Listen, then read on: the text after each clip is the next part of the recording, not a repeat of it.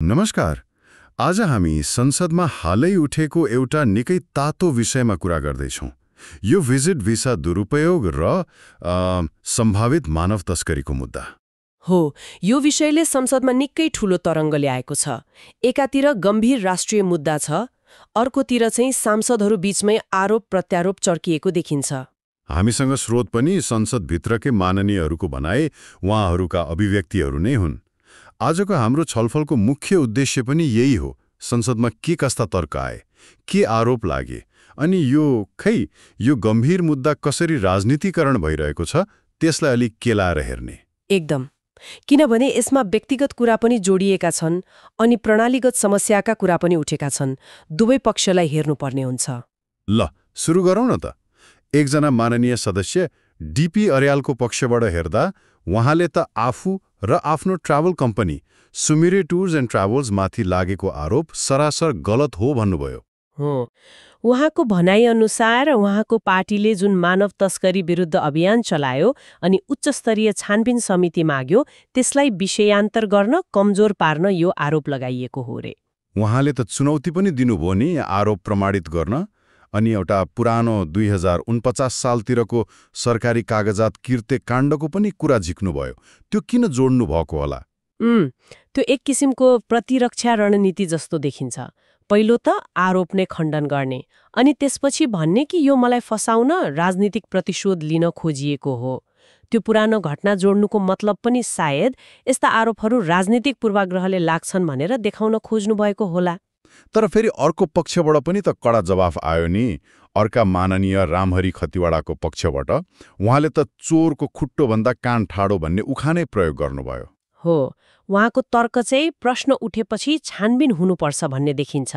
चाहे व्यक्ति होस् वा संस्था, छानबिनको दायरामा आउनुपर्छ। उहाँको माग अझ फराकिलो पनि सुनियो नि। भिजिट भिसामा मानव तस्करी गर्ने सबै पक्ष अनि पहिले श्रम मन्त्री हुँदा अवैध अनुमति दिनेहरू पनि छानबिनमा पर्नुपर्छ भन्नुभयो। एकदम, उहाँले चाहिँ समस्यालाई व्यक्तिमा मात्रै सीमित नगरिकन प्रणालीकै तहसम्म पुग्नुपर्छ भन्न खोज्नु भएको छ।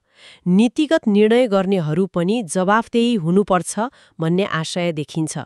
दोषीले दण्ड पाओस्, निर्दोष नफसोस् भन्ने कुरा त कानूनी राज्यको सिद्धान्त नै भयो। तर यही आरोप प्रत्यारोप चलिरहँदा अर्का एक माननीय सदस्यले अलि फरक कोणबाट कुरा उठाउनुभयो। उहाँले भन्नुभयो, यो समस्या कुनै एउटा पार्टीको मात्रै होइन, यो त राष्ट्रिय समस्या हो नि। अनि पीडितहरू पनि त कुनै दलका भनेर हुँदैन, उनीहरू नेपाली नागरिक हुन् भन्ने कुरामा जोड दिनुभयो। त्यो एकदमै मार्मिक कुरा हो। उहाँले एउटा आँकडा पनि दिनुभयो। दुबई जस्ता ठाउँमा मात्रै 75,000 भन्दा बढी दिदीबहिनीहरू भिजिट भिसामा गएर बन्दक बनेका छन् रे। यो त निकै डरलाग्दो तथ्याङ्क हो नि। हो त, त्यो सङ्ख्याले नै समस्या कति गहिरो छ भन्ने देखाउँछ र राज्य कति कमजोर वा उदासीन रहेछ भन्ने पनि प्रश्न उठाउँछ। उहाँको अपिल पनि त्यस्तै थियो, राजनीतिक खिचातानी छोडौं, संसद एक हौं, छानबिन समिति बनाऊ। अनि दोषी जोसुकै होस्, चाहे मन्त्री, प्रधानमन्त्री, राष्ट्रपति नै किन नहोस्, कारवाही हुनुपर्छ भन्नुभयो। यो त निकै बलियो माग हो। एकदम बलियो माग हो। तर अहिलेको राजनीतिक माहौल हेर्दा यस्तो एकता कतिको सम्भव होला त्यो चाहिँ विचार गर्नुपर्ने कुरा छ। त्यही त। अनि अर्को एउटा कुरा पनि उठ्यो नि, संसदको मर्यादाको प्रश्न। अर्का माननीयले संसदमा प्रयोग भइरहेका शब्दहरू चोर, फटाहा, मानव बेचबिखन यस्ता आरोप लगाउँदा प्रयोग भएका शब्दप्रति आपत्ति जनाउनुभयो। हो, त्यो पनि निकै महत्त्वपूर्ण पक्ष हो। संसद जस्तो गरिमामय ठाउँमा बहसको स्तर कस्तो हुनुपर्छ भन्ने प्रश्न उठ्छ। जब गम्भीर विषयमा छलफल हुँदा व्यक्तिगत गालीगलोज र असंसदीय भाषा प्रयोग हुन्छ, त्यसले संसदको गरिमा मात्रै घटाउँदैन, मूल विषयबाट ध्यान पनि भड्काउँछ। उहाँले त यस्तो बोल्नेलाई रोक्नुपर्छ, आकस्मिक समयको दुरुपयोग भयो भन्नेसम्मको कुरा गर्नुभयो।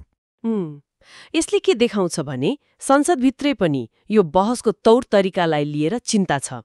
विषयको गम्भीरता एकातिर, तर बहसको शैली अर्कोतिर गइरहेकोमा चिन्ता देखिन्छ। भनेपछि समग्रमा हेर्दा कस्तो देखियो त? एकातिर मानव तस्करी जस्तो अपराध छ, छानबिन हुनुपर्छ भन्नेमा सबै सहमत जस्तो देखिन्छन्। तर कसरी गर्ने भन्नेमा चाहिँ चर्को विवाद, व्यक्तिगत आरोप अनि मर्यादाकै प्रश्न हो। यहाँ स्पष्टै देखिने तनावहरू छन्। व्यक्तिगत बचाउ गर्ने, कि प्रणालीगत छानबिन गर्ने भन्ने तनाव, राष्ट्रिय एकताको कुरा गर्ने कि दलीय स्वार्थ हेर्ने भन्ने तनाव, अनि गम्भीर मुद्दामा बहस गर्ने कि संसदीय मर्यादा नै बिर्सिने भन्ने तनाव। छानबिनको माग त छ, तर नियत र प्रक्रियामा अविश्वास छ। हो, यही विभाजन र अविश्वासले गर्दा समाधान झन् टाढा पुग्ने हो कि जस्तो देखियो। त्यो त हो, र यसले हामीलाई एउटा महत्त्वपूर्ण प्रश्न सोच्न बाध्य बनाउँछ। के प्रश्न होला त्यो? प्रश्न यो हो, जब देशको समस्या समाधान गर्ने जिम्मा लिएको विधायिका नै यसरी आपसमै आरोप प्रत्यारोप, गालीगलज र प्रक्रियागत उल्झनमा फस्छ भने त्यो समस्याको साँचो जड पत्ता लगाएर प्रभावकारी समाधान निकाल्ने काम चाहिँ कसरी होला? यो निकै गम्भीर सवाल हो।